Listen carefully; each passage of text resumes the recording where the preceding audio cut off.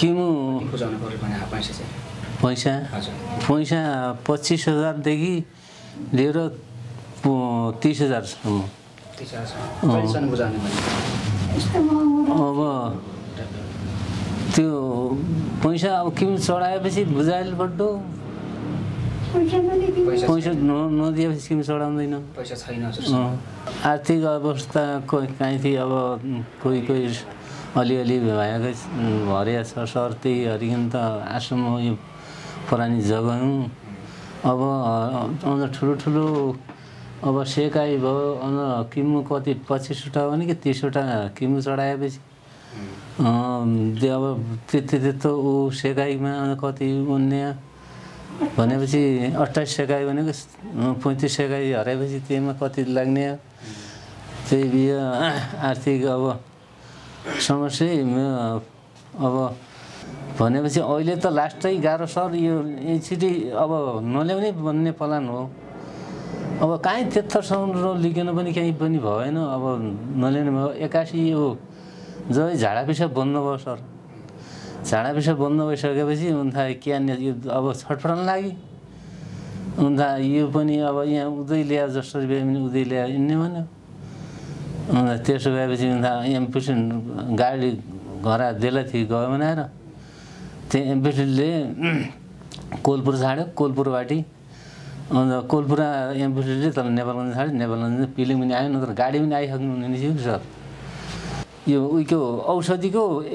एकै सयको कति 5,000 6,000 8,000 10,000 12,000 भन्न लागे म सबै नेपाली जनताको अगाडि म शरण पाउ जोड्दछौँ पाउ पढ्दछौँ त्यही भन्न चाहन्छौँ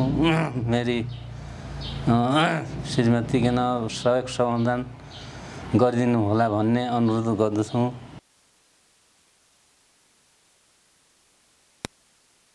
अब 6 महिनाको 6 महिना दे 7 दिनको 7 दिन चेक गर्नुपर्ने त्यहाँदेखि 2 हप्ता किमि चढाउनु पर्यो भनेर त्यही सल्लाह दिए सर अब त्यो किमि चढाउन अब त्यो किमि चढाउन अब आर्थिकै चाहिने होला भन्नु त्यो आर्थिक अब त्यो आर्थिक पनि अब के गर्ने त्यो हामीले अब खाना खानेहरू कति जति भनिरहेको छ लाग्यो चाहिँ त्यो किमु बुझाउनु पर्यो भने पैसा चाहिँ पैसा हजुर पैसा 25,000 देखि लिएर 30,000 सम्म 30,000 कहिलेसम्म बुझाउने भने अब त्यो पैसा अब किमि चढाएपछि बुझाइल पड्डो पैसा नदिएपछि किमि चढाउँदैन पैसा छैन हजुर पैसा नै के हो किमि के हारिकन लाने सर त्यस्तै सल्लाह डाक्टरले दिएछ सर जस्तै बाहिरबाट आफन्तहरूले कोही छरछिमेकीले त्यति सहयोग गर्ने कसैले केही गर्नु भएको छैन आर्थिक अवस्था हजुर अब आर्थिक अवस्था कहीँ थिए अब कोही अलिअलि भएकै भरिया छ सर त्यही हरिकन त आश्रम यो पुरानी जग्गा हुँ अब अन्त ठुलो अब सेकाइ भयो अन्त किमु कति 25वटा हो नि कि 30वटा किमु चढाएपछि त्यो अब त्यस्तो ऊ सेकाइमा कति उन्ने भनेपछि 28 सेकाइ भनेको 35 सेकाइ हराएपछि त्यसमा कति लाग्ने त्यही बियो आर्थिक अब समस्या अब आर्थिक टिभी कहीँ पनि नै अब रुपियाँ अहिलेदेखि सर यहीकन रुपियाँ अहिले नेपालगञ्ज काठमाडौँदेखि चितवन खजुरा नेपालगञ्ज तल उहाँ सितारगञ्जदेखि बेङ्गलोर उहाँ गुजरातदेखि बेङ्गलोरदेखि बम्बईदेखि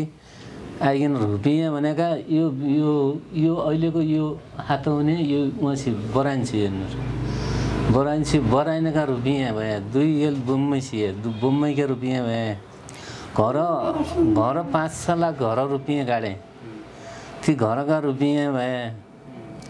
भनेपछि अहिले त लास्टै गाह्रो सर यो छिटै अब नल्याउने भन्ने प्लान हो अब कहीँ त्यत्रोसम्म लिकेन पनि कहीँ पनि भएन अब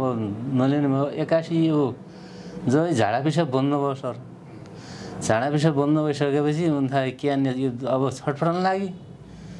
उनथा यो पनि अब यहाँ उतै ल्याए जसरी भए पनि उतै ल्याए हिँड्ने भन्यो। त्यसो भएपछि उनथा एमपिसी गाडी घर देला थियो गयो बनाएर त्यो एमपिसीले कोलपुर छाड्यो, कोलपुरबाटी अन्त कोलपुरा एमपिसीले तल नेपालगञ्ज छाड्यो, नेपालगञ्ज पिलिङ पनि आयो, नत्र गाडी पनि आइसक्नु हुने थियो कि सर, गाडी पनि आइसक्ने क्षमतै थिएन कि। टिचिङ हस्टेलमा पुगेको थियो भने तपाईँले मलाई चिन्नुभयो। हजुर हजुर। अनि त्यतिखेर हामीलाई अलिकति भिडियो बनाउनु दिएन, अलिक सहज हुन्थ्यो, टाइममै गराएको भए हामीले आएको छौँ। अनि त्यतिखेर तपाईँ पनि अब खाना खानुभयो कि नै होइन? मैले तपाईँको छोरालाई सोध्दै गर्दाखेरि उहाँले खाएको छैन, अलिकति पैसा नभएर हो कि उहाँको चिन्ता मानेर हो कि? नै, पैसै नभएर हो सर। पैसा दिए अब एकातिर हामी भोक लाग्यो भन्नु लाग्नु छुट्टै, यो अब पैसा आर्थिक टिपी काहीँबाट नै एकातिर सर यो उयोको औषधिको एकै सुईको कति 5,000 6,000 8,000 10,000 12,000 भन्नु लागे एक सुई किन्न मात्रै। अन्त त्यहाँ रुपियाँ नै, यो त भलरी भुबलेस भएर उनलाई त्यही बिहे खाना खाइकि नै भन्ने। अब हामी खाना खाइकि चाहिँ भन्ने यो अब पैसा नै यो के कहाँबाट खाने थियो? अब आमा बुवाको मन चाहिँ अब छोराको लागि हामी हजुर म भन्यो अब यो खाना खाँदैछु भोकै होला छौँ। त्यही बिहे त्यही हो सर। किनभने ठुलै कुरा आर्थिक चाहिँदो रहेछ, आर्थिक नभइकन काम चल्दैन रहेछ। अब के भनिरहेको छ, अब कति चाहिन्छ अथवा कहिलेसम्म हुन्छ अथवा यता टिचिङ हस्पिटलबाट अन्तै पठाउने यस्तो केही भनेको छ डक्टरले? टिचिङ हस्पिटलमा सरले यसो भनेको छ कि अब यहाँको यो किडनीको सुधार र झाडा पिसाब आइसक्यो भनेपछि अब किमो त त्यहीँ चढाउने हो, सेकाइमा यहाँ भरतपुरमा पठाउने यो सेकाइमा